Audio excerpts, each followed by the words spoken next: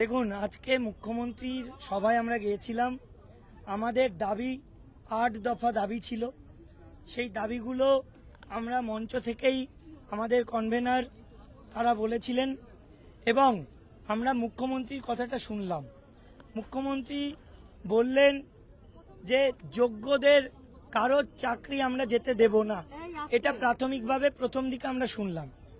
তারপরে উনি বললেন যে যদি একটা অ্যাপ্লিকেশন করার পরেও নেগেটিভ কিছু পাওয়া যায় সুপ্রিম কোর্ট থেকে, তাহলে 2 মাসের জন্য বা 2 মাসের পরে বা যে মাস সময় দিক আমরা যেভাবে খুশি নিয়োগ করব এবং তার যোগ্যদের নিয়োগ হবে। সেটা কি পদ্ধতিতে হবে সেটা সুপ্রিম কোর্ট ঠিক করবে।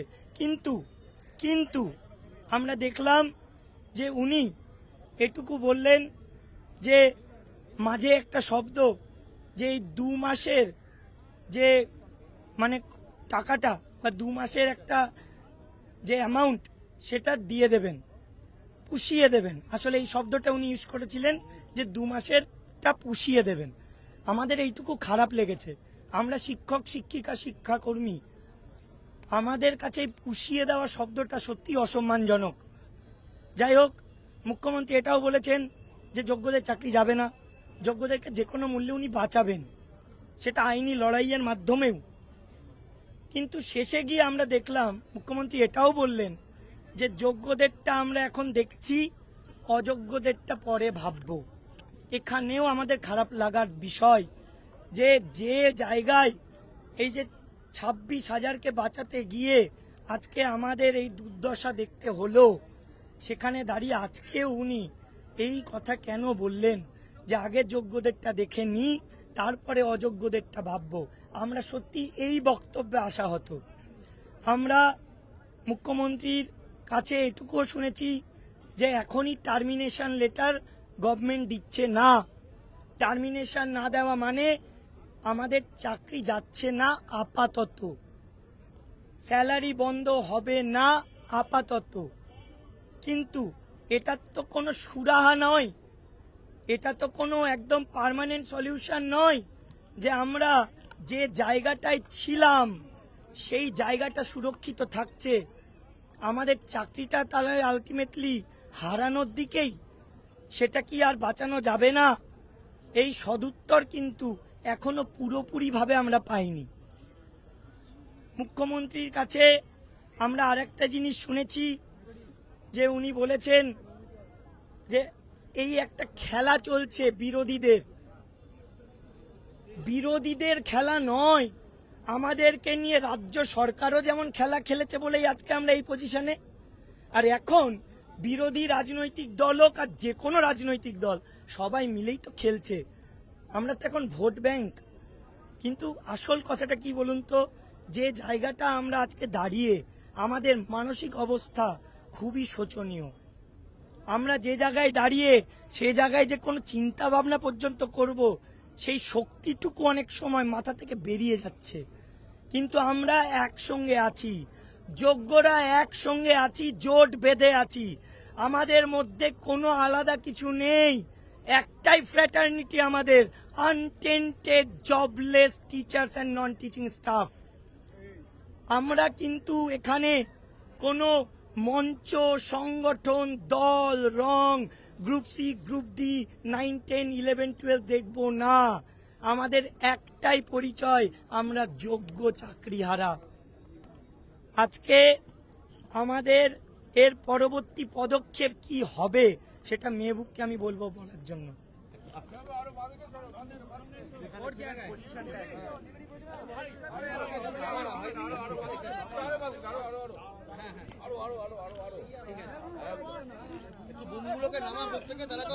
দেখা যাবে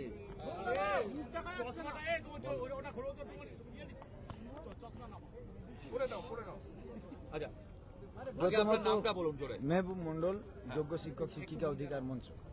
বলুন আপনাদের পরিকল্পনা এবং আজকে যে বৈঠক হলো, বৈঠকের পরে কি প্রাপ্তি অপ্রাপ্তি এবং আগামী দিনে কি পরিকল্পনা?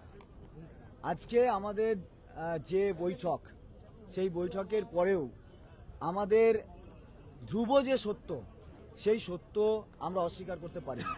সেটা হচ্ছে আমাদের কেস সুপ্রিম কোর্টের প্রধান বিচারপতির এজলাস থেকে খারিজ হয়েছে। তাই সেখান থেকে রিভিউ এবং রিভিউ থেকে কিউরেটিভ প্রসেসটা কিন্তু খুব জটিল। আমরা কিন্তু সত্যি জানি না আমরা ফিরবো কি ফিরবো না। তাই কিন্তু একটা জিনিস আমরা জানি, সেটা হচ্ছে যে জাজমেন্ট এসছে অসঙ্গতিপূর্ণ এবং চরমতম একটা বায়াস জাজমেন্ট। এই জাজমেন্ট কখনো হতে পারে না, কারণ জাজমেন্টটা পড়লেই পাওয়া যায়। এই জাজমেন্টটার আমরা যে রিভিউ যাব, কিন্তু আমার সঙ্গে যে অবিচারটা হয়েছে তার একটা জনমতের প্রয়োজন আছে। আমি একা নয়, সুপ্রিম কোর্টে কেস রিভিউতে ওঠার আগেই মানুষের মুখ থেকেও যেন এই রিভিউর দাবিটা ওঠে। অনৈতিক নয়, নৈতিকভাবে যদি মানে সামগ্রিক বিষয় বিশ্লেষণ করে মানুষ মনে করে যে হ্যাঁ এরা সত্যি অযোগ্য, তাহলে আর আমাদের দাবি করার কিছু থাকে না। তার সেই জনমত আমরা গঠন করতে পারি একমাত্র রাস্তা থেকে, একমাত্র আন্দোলন থেকে। তাই আন্দোলন থেকে সরে যাওয়া আমাদের পক্ষে সম্ভব নয়। তাই কিভাবে আমরা আমাদের আন্দোলন এগিয়ে নিয়ে যাব, কেমন ভাবে আমরা আন্দোলন এগিয়ে নিয়ে গিয়েও আমাদের কাজও করতে পারবো সামগ্রিকভাবে, তাই সেই যে এজেন্ডা সেটা আমাদের তৈরি হচ্ছে। আমরা বিভিন্ন রকমের এজেন্ডার কথা ভেবে রেখেছি, জেলা ভিত্তিক, কেন্দ্রীয়ভাবে, এবং পাশাপাশি আপনারা আরও জানেন যে রিভিউয়ের যে প্রস্তুতি, আমাদের প্রায় 12-13 হাজার পিটিশনার আছে, তাদের ওকালতনামা, সাইন, এফিডেভিট করা, স্ক্যান করা, অনেক কাজ আছে। পাশাপাশি আমরা এটাও ভেবেছি যে আমরা কোনো একটা জায়গায় প্রথমে অবস্থান করব, অবস্থানের মধ্যে দিয়ে ওই কাজগুলো যেমন করব, তেমন জেলা ভিত্তিক একটা আন্দোলনের কর্মসূচিও নেব। তারপর সেই আন্দোলন আমার এই কাজটার পাশাপাশি আমরা পরবর্তীকালে আরো বৃহত্তর আন্দোলনের মধ্যে দিয়ে মানুষের কাছে আমার যে আপত্তি হওয়া অন্যায়টাকে আমরা তুলে ধরব। আপনারা কি স্কুলে ফিরছেন? আমরা তো স্কুলে আছি, কারণ আমাদের টার্মিনেশন তো হয়নি, কিন্তু সুপ্রিম কোর্টের অর্ডার অনুযায়ী হয়েছে। তা আমরা স্কুল যাব না কেন, নিশ্চয়ই যাব, সেই পৌঁছানোটা আমাদের আসল হবে। সদর্থক নঙর্থক আমি বলবো না, এটা আংশিক বলতে পারি। আংশিক এই কারণে যে আমরা কিছু দাবি রেখেছিলাম, সেই দাবি মুখ্যমন্ত্রী যখন বক্তব্য রাখছিলেন, কিছু দাবি, যেমন ধরুন আমরা বলেছিলাম যে লয়ার প্যানেল আপনারা আমাদের জন্য দিয়েছিলেন তা প্রায় মৃত ছিল, উনি লয়ারের কথা বলেছেন। কিন্তু আমি বলছি এইগুলো সব প্রতিশ্রুতি, রাজার প্রতিশ্রুতি, খুব স্বাভাবিক। আমরা দেখতে চাই কোর্টরুমে তার সত্যতা। আমরা আজকে রাত্রে আমাদের যে ফাইনাল মিটিং হবে সমস্ত জেলাকে নিয়ে, তারপরে কাল থেকে আমরা আন্দোলনে কবে, কোন তারিখ, কিভাবে আন্দোলন করব সেটা বলবো, এবং অবস্থানটা আমরা কলকাতা এবং ধর্মতলাতেই করব। হ্যাঁ, আমরা একটা অংশ তো শহীদ মিনার আজকে থাকবো, আজকেও থাকবো।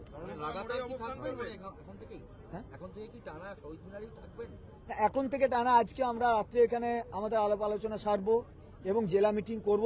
কাল বা পরশু করে আমরা একটা বিবৃতি দিয়ে আমরা জানাবো আমরা আন্দোলন কোন কোন জায়গায় কেমন ভাবে করে আন্দোলনগুলো চালাতে যাচ্ছি।